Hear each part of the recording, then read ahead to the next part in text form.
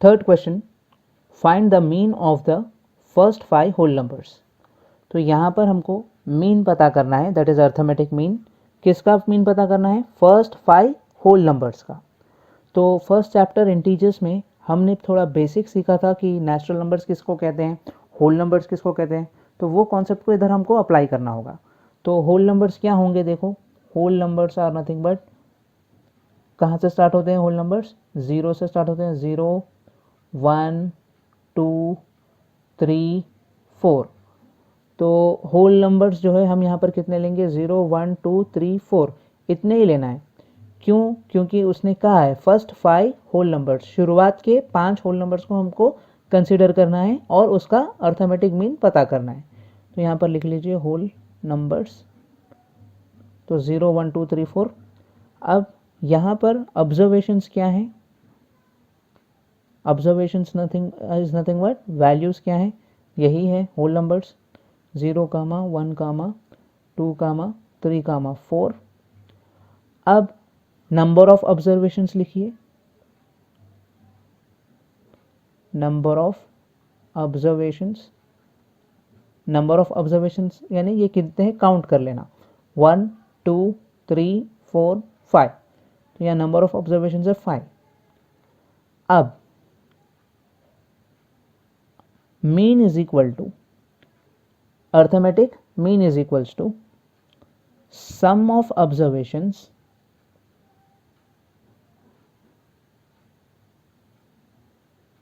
divided by number of observations।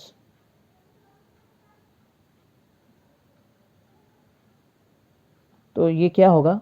Some of observations मतलब ये जो भी वैल्यूज़ यहाँ पर हैं उनको ऐड करना होगा।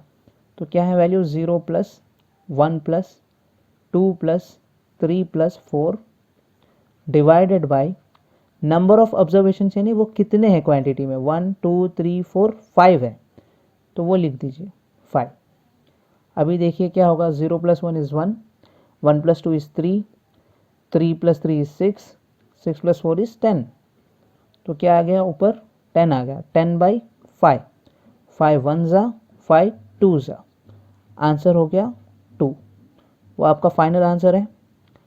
इसके बाद जो फोर्थ बिट है उसको आपको खुद ट्राई करना है as a homework.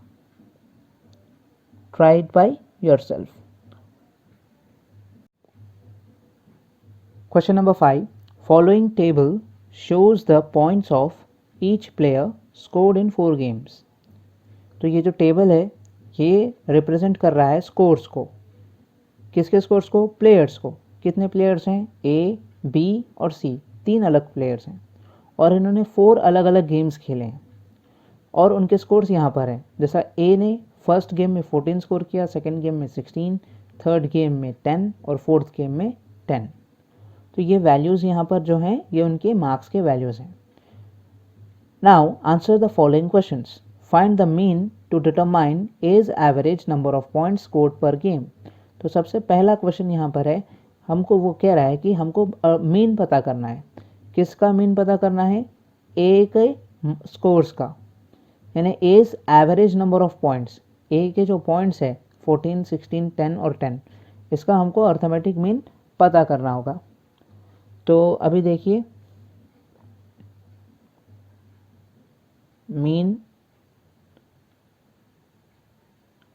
Of A या फिर A's score, mean of A score is equal to, तो ए ने कितने गेम्स खेले? 4 गेम्स खेले, गेम 1 गेम 2 गेम 3 गेम 4, पूरे 4 गेम्स उसने खेले और उसके वैल्यूज़ क्या क्या हैं? 14 16 10 और 10। तो मीन का फॉर्मूला हमने यहाँ पर बताया था कि sum of observations by number of observations. तो सम ऑफ ऑब्जर्वेशंस यानी sum of the scores of A के स्कोर्स का सम क्या होगा? देखिए, पहला स्कोर है 14, देन है 16, देन 10 प्लस 10 डिवाइडेड बाय कितने वैल्यूज़ हैं? 1 2 3 4, वो डिनोमिनेटर में लिख दो। अभी देखिए क्या होगा, 14 plus 16 is 30, 30 plus 10 is 40, 40 plus 10 is 50। तो 50 डिवाइडेड बाई 4, अब इसको कैसे सॉल्व करेंगे? 50/4 को डिवीजन करेंगे 4 और 50, 4 1 ज़ा 4, 1 बच गया, 0 नीचे आ गया, ये 10 है, 4 2 ज़ा 8, 2 बच गया, नंबर्स ख़त्म हो गए, पॉइंट मेंशन करिए, डेसिमल पॉइंट, यहाँ पर 0 आएगा। अभी 4 5 ज़ा 20, रिमाइंडर 0 आ गया, तो यहाँ पर आंसर आ गया है 12.5। तो ये फाइनल आंसर है फर्स्ट पार्ट का। Second part is to find the mean number of points per game for C, would you divide the total points by 3 और बाय 4? वाई? तो यहाँ पर वो क्वेश्चन पूछ रहा है कि जो सी है, सी के यहाँ पर स्कोर्स हैं, पहला है 8, दूसरा है 11, तीसरा है डिड नॉट प्ले और चौथा है 13। तो इनके सी के जो स्कोर्स हैं 8, 11 और 13, इसका एवरेज पता करने के लिए हम टोटल स्कोर को 3 से डिवाइड करेंगे या 4 से। और अगर हम 3 से डिवाइड करेंगे तो रीज़न भी बताना है कि क्यों करेंगे, और 4 से डिवाइड करेंगे तब भी हमको रीज़न मेंशन करना है कि हम क्यों टोटल स्कोर को 4 से डिवाइड करेंगे। तो अब यहाँ पर ऑब्जर्व करिए, टोटल गेम्स जो थे वो 4 थे, गेम 1, गेम 2, गेम 3, गेम 4, लेकिन सी ने थर्ड गेम खेला ही नहीं। अगर वो खेला ही नहीं तो उसको स्कोर मिलेगा ही नहीं, वो एलिजिबल ही नहीं होगा स्कोर मिलने के। तो इसी वजह से उसने सिर्फ 3 गेम्स खेले हैं, गेम 1, गेम 2 और गेम 4। इसी वजह से सिर्फ उसके 3 गेम्स के स्कोर्स यहाँ पर है। तो अगर यहाँ पर 0 होता, यानी अगर वो खेलता और वो 0 स्कोर करता, तो जब हम यहाँ पर इस वैल्यू 0 को कंसिडर कर सकते थे, लेकिन यहाँ पर उसने गेम खेला ही नहीं तो वो एलिजिबल नहीं होगा। तो इसी वजह से यहाँ पर हम इसके टोटल स्कोर को 3 से डिवाइड करेंगे। तो लिखिए we will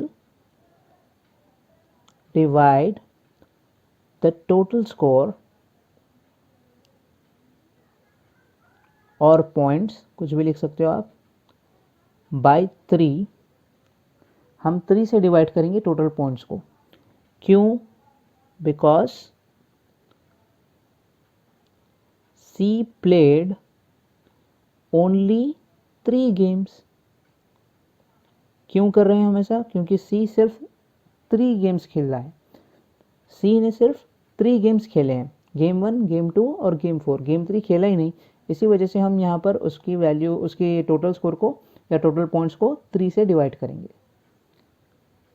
क्योंकि उसने सिर्फ 3 गेम्स खेले हैं। Third part, be played in all the 4 games, how would you find the mean? तो यहाँ पर वो बोल रहा है कि बी ने तो सारे गेम्स खेले हैं, तो उसका मीन कैसे पता करोगे? तो देख लीजिए ये टेबल को, बी के स्कोर्स क्या हैं? 0, 8, 6 एंड 4। तो लिख लीजिए यहाँ पर mean score of B is equal to, क्या है इसके points? 0, 8, 6 and 4। 0 plus 8 plus 6 plus 4। एक बार रीचेक कर लीजिए, 0, 8, 6, 4। तो 0 plus 8 plus 6 plus 4 divided by, count करिए वैल्यूज़, 1, 2, 3, 4 डिवाइडेड बाई 4। तो ये आंसर क्या होगा? देखिए 0 प्लस 8 8 होगा, 8 प्लस 6 इज़ 14, 14 प्लस 4 इज़ 18। तो 18/4 यहाँ पर डिवीजन कर लीजिए, 4 4 ज़ा 16, 2 बच चुका है, 0.0, 4 5 ज़ा 20। तो ये हो गया 4.5। Part 4, who is the best performer? तो यहाँ पर 3 पर्सन्स ने गेम्स खेले थे, ए बी सी ने, 3 प्लेयर्स ने गेम खेले थे ए बी सी। तो इन्होंने, इनमें से सबसे बेस्ट परफॉर्मर कौन है, हमको ये पता करना है।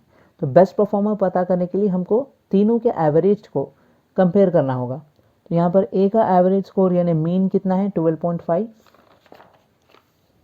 तो लिख दीजिए mean of A's score is equals to 12.5, और बी का जो यहीं पर ऊपर हमने थर्ड वाले पार्ट में सॉल्व किया था, पता किया था, find mean that is nothing but B का mean score, mean of B score is 4.5, लेकिन हमने सी का अभी तक पता नहीं किया, तो अभी उसको हम पता कर लेंगे। Mean of C score is equals to, तो यहाँ पर सी के वैल्यूज़ हैं 8, 11 एंड 13, यानी उसने थर्ड गेम खेला ही नहीं तो उसको बाई 3 कर दो। तो यहाँ पर हो गया 8 + 11 + 13,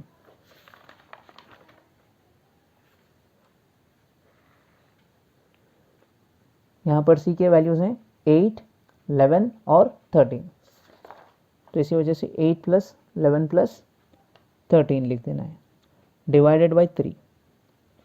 तो 8 + 11 is 19, 19 + 13 is nothing but,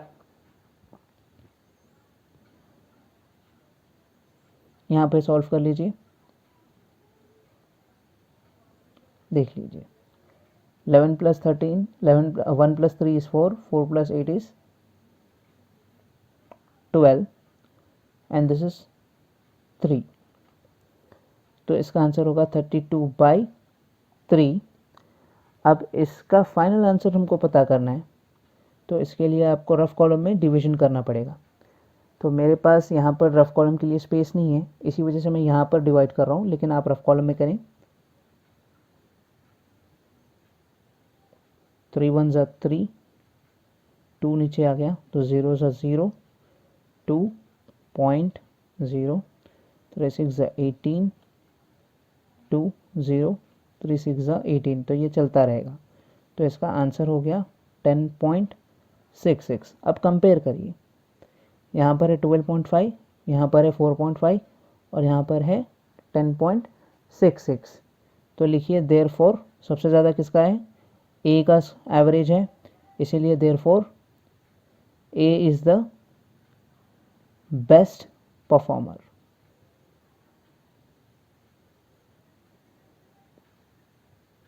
Question number 6, 7, 8 and 9 are your homework. You have to try these problems by yourself.